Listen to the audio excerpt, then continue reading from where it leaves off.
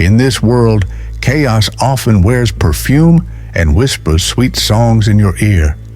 But if we are to walk the path of mastery, of unshakable calm and inner dominion, we must not merely defend ourselves, we must learn the battlefield. Today, we descend into the shadows, not to bask in them, but to know them. And in knowing them, we rise. Let us study not to condemn, but to understand, so we may remain unmoved, composed, and immovable as stone. We begin. 1. Emotional whirlwinds disguised as passion. You'll know her by the fire in her voice, the unpredictable tides of her moods. One day, she adores you. The next, she drowns you in silence. She is the tempest that blames the world for the rain. Why must we be wary? Because when a man's soul becomes entangled in another's storm, he loses sight of his own compass. Emotional chaos is contagious. It weakens the mind and exhausts the spirit. You will find yourself apologizing for things you did not do, bleeding for wounds you never inflicted. What must we do? As Marcus Aurelius said, you have power over your mind, not outside events. Realize this, and you will find strength. When faced with her storms, do not match her volume. Meet rage with reason. Speak little, observe more. And when silence is needed, withdraw, not in anger, but in control. 2. Addicted to validation. She lives on the screen. Her worth is counted in likes, her confidence fueled by compliments from strangers. She never asks, "What do I think of myself?" Only, "What do they see?" Why is she dangerous? Because the woman who cannot validate herself will always drain others for it. She will test your loyalty, fish for attention, and mistake your devotion for weakness. You will become her mirror, never her man. How do we respond? Epictetus taught, it is not things that disturb us, but our interpretation of them. Do not be seduced by appearances. Praise her character, not her beauty. If she is offended, know that your values are not hers, and let that truth guide your steps. 3. The subtle manipulator. She flatters with precision, guilt trips like a scholar. She may not raise her voice, but she will raise your doubts. You'll feel bad without knowing why, confused after every conversation.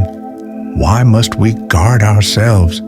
Because the worst chains are the invisible ones. She weaves them with sympathy, not force. You'll sacrifice peace for her comfort, dreams for her approval, and she will always need more. How does one counter this?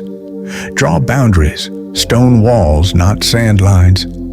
Seneca wrote, associate with people who are likely to improve you. If a woman sows confusion instead of clarity, you must distance yourself, not in cruelty, but in wisdom. 4. The slave to luxury. Her joy is seasonal, tied to bags, jewels, vacations. She does not admire strength of character, only strength of wallet. She walks beside you when you rise, but disappears when life requires austerity. What makes her perilous? She builds no empire, only desires to enjoy one. And if you build with her, understand, she may sell it all for a newer view. The Stoic approach? Practice voluntary discomfort, live simply now and then to test your soul. If she scorns your simplicity, she is not a companion. She is a tenant in your life. 5. The gossip-drenched mind. She feeds on drama. Her world is a theater, and her words, sharp knives coated in honey. You'll hear about others constantly until you realize you are not exempt. Why should we flee? Because the one who tears others down cannot help but do the same to you in your absence. Her loyalty is a myth. Her mind, a battlefield of envy. What do?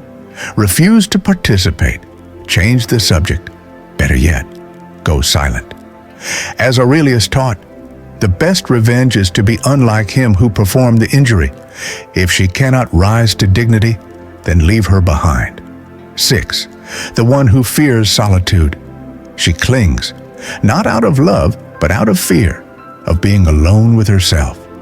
She demands constant presence, texts, affirmation. Her love suffocates. What is the cost? Your mission will suffer. Your solitude, where your strength is sharpened, will be stolen. You will become her emotional crutch, not her equal. How must we act? Build your solitude into your schedule. Make it non-negotiable. If she does not understand the need for silence and space, she is not ready for a man who walks the path of mastery. 7. The masked narcissist. At first, she is perfection. She mirrors your likes, echoes your dreams, but behind the mask is a void, a hunger to be adored, not truly known. Why is she to be avoided? Because your victories will be hers to claim, and your failures hers to mock. She needs an audience, not a partner. How do we respond? Detach. Observe patterns, not promises. Do not confront directly. Distance is the antidote. As Seneca reminds us, a man is as miserable as he thinks he is. If her world is centered on herself, let her live in it without you. 8. The one who glorifies victimhood. Every problem is someone else's fault. She wears pain like a badge, not to heal, but to gain attention. Responsibility is foreign to her. Why must we retreat? Because if you stand near fire long enough, you burn. Her complaints will become yours. Her bitterness, your burden. What does Stoicism offer? Take responsibility for all that is yours and none that is not. Offer support, but not salvation. If she refuses to rise, do not fall with her. 9. The woman who disrespects men. Her language is laced with scorn. She mocks masculinity, sees men as tools, not souls. To her, leadership is toxic, and your strength something to fear or control. Why is this dangerous? Because a man's nature must not be shamed, but refined. She will suppress your fire, then resent the cold. How do we face her? Never argue, lead by example, show restraint. If she does not respect your silence more than your words, walk away. A wolf does not debate sheep.